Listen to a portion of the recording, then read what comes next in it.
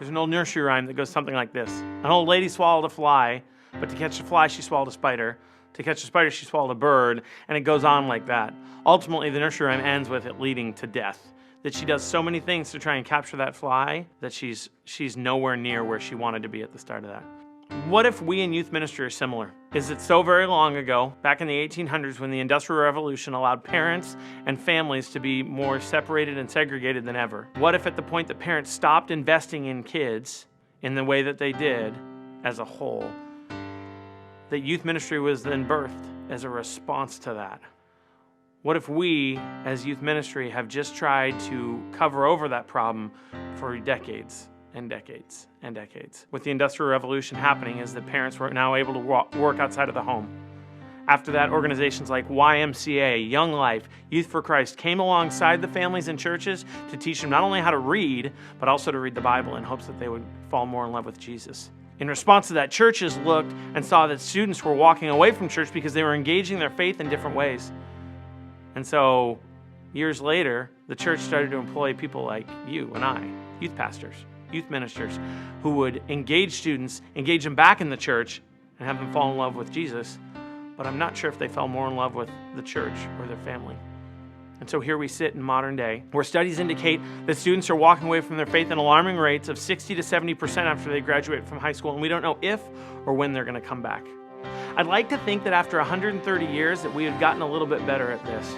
But unfortunately, I just asked the question of, are we covering over things and making more things, whereas what we needed to do was not swallow the fly at the start?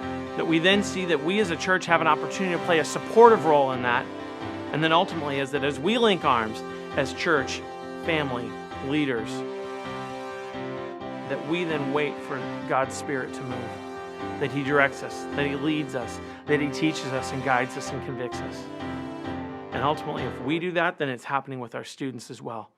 That we're seeing a faith be transmitted from the families, from a Deuteronomy 6 position where family and faith is passed down. We're seeing it now be a living and real and active part of what's going on. And that isn't to discount what it is that God has done over the last 100 to 200 years. Make no mistake. But I would just ask the question of, what could we do to allow faith to be transmitted to the next generation to stick? For myself, I have rearranged my entire scheduling calendar. I allow parents more time with me. Not more access to my life, but that they pray for me, my family, and my ministry. They speak into my ministry and they tell other people about it. And so I spend my time more with parents than I do actually with leaders or kids. I also have to get farther ahead in my schedule, developing curriculum, developing material that we then hand to parents and hand to families, so that as mom and dad, as families send kids to church, they aren't asking what they learn, but they're telling them, hey, this is what you're going to be learning, and now we get the chance to engage in that. What would it look like if we flipped this whole thing on its ear and began to empower the families to take the rightful place that God designed and desired them to see faith passed down from generation to generation? It takes more time. You don't see results as quickly. But my hope and my prayer is for you and for I, is we have the privilege of seeing faith that lasts. Faith that becomes real to these students. And faith that is then given from them to others.